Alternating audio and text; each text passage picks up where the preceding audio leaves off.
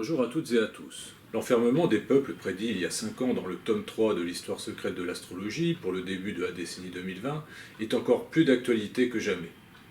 La libération proposée par les intermédiaires des énergies négatives qui se trouvent aux commandes du monde occidental conditionne désormais la libération des peuples en échange d'une mort certaine par vaccination. La volonté de convertir les stades de France en martyrodromes vaccinaux-sacrificiels le 6 avril, au moment d'une conjonction rituelle entre Saturne et la Lune en faux Verseau, lorsque le Soleil se trouvera au milieu du faux Bélier printanier, prend ainsi tout son sens religieux.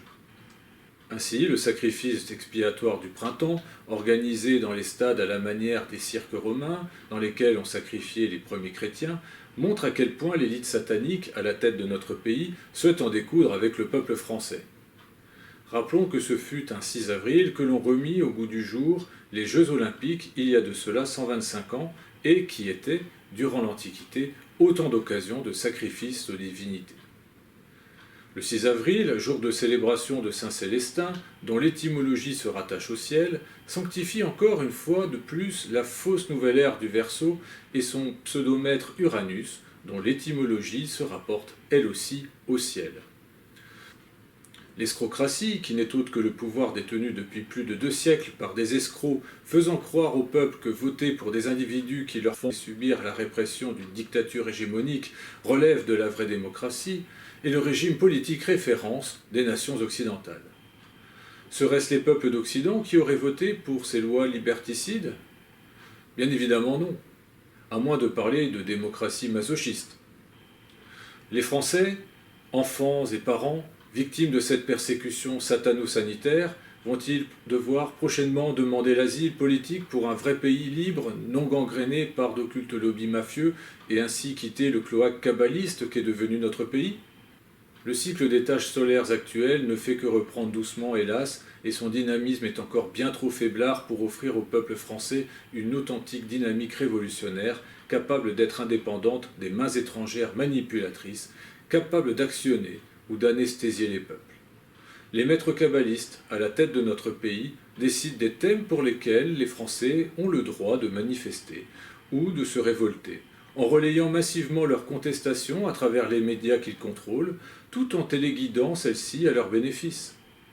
Lorsque le thème d'ordre socio-économique est en accord avec leurs objectifs, la Kabbale stimule la contestation populaire à la façon des Gilets jaunes, en relayant massivement dans la presse contrôlée les appels à manifester.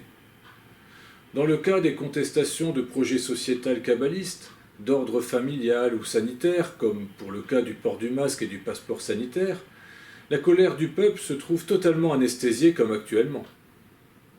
En somme, vous avez le droit de manifester contre le réchauffement climatique, mais pas contre l'étouffement respiratoire des masques ou la vaccination expérimentale actuelle. Vous comprenez donc pourquoi la situation actuelle, qui est pourtant bien pire que celle qui avait vu déferler les Gilets jaunes fin 2018, ne fait l'objet d'aucune révolte populaire digne de ce nom. La raison réside simplement dans le fait que la torture socio-sanitaire imposant le port du masque et la vaccination suggérée fait l'objet d'un tel consensus unanime au sein des loges maçonniques que ses membres n'envisagent pas pour le moment de mobiliser leur réseau pour fomenter la grande révolte tant rêvée par le peuple français.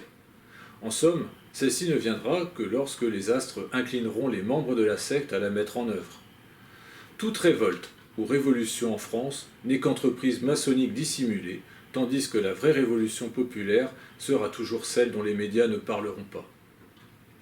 La sanctification rituelle de l'entrée de Saturne en faux Verseau, avec la promotion de la vaccination, conduit également à s'intéresser à la symbolique du fameux passeport sanitaire, bien évidemment de couleur verte, que les kabbalistes souhaitent imposer au monde entier. Cette couleur, qui arrive à point nommé, a en effet une fois de plus une connotation kabbalo-maçonnique. On pourrait s'imaginer, par digression aquarienne, que les kabbalistes souhaitèrent associer le rayonnement vert de l'uranite associé à l'uranium, ainsi qu'au maître du Verseau Uranus, en guise de célébration de la nouvelle ère décrétée en décembre 2020. Mais la mise en avant de la couleur verte trouve ses origines dans d'autres aspects. Comme le rappelait l'astrologue syrien Vétus Valens au IIe siècle, le vert se trouve associé à Mercure Hermès, dieu de la médecine, des voyages, mais aussi des escrocs.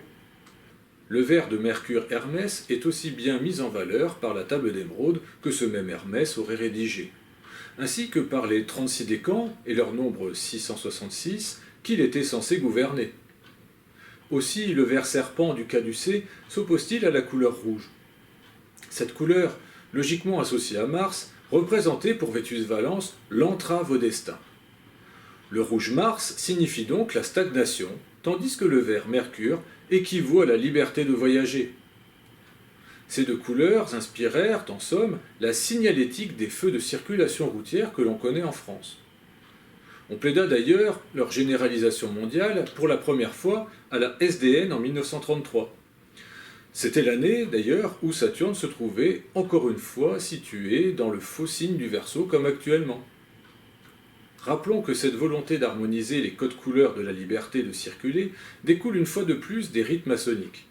En effet, le vert se trouve rattaché à la couleur du sautoir sur lequel se trouvent gravées les 3 lettres LDP signifiant liberté de passer. Notons que ce grade maçonnique, lié à la liberté de passer, est censé rappeler l'autorisation des Juifs à quitter Babylone pour reconstruire leur temple à Jérusalem.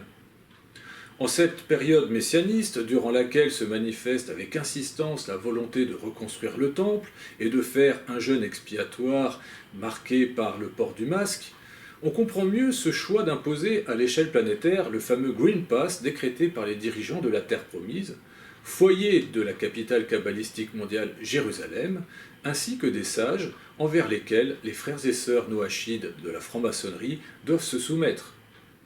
Mercure Hermès, dieu des médecins et des voyages, jouera pourtant plus un rôle de dieu psychopompe, escortant ce qu'il reste d'âme des défunts OGMisés, victimes des injections du venin rituel.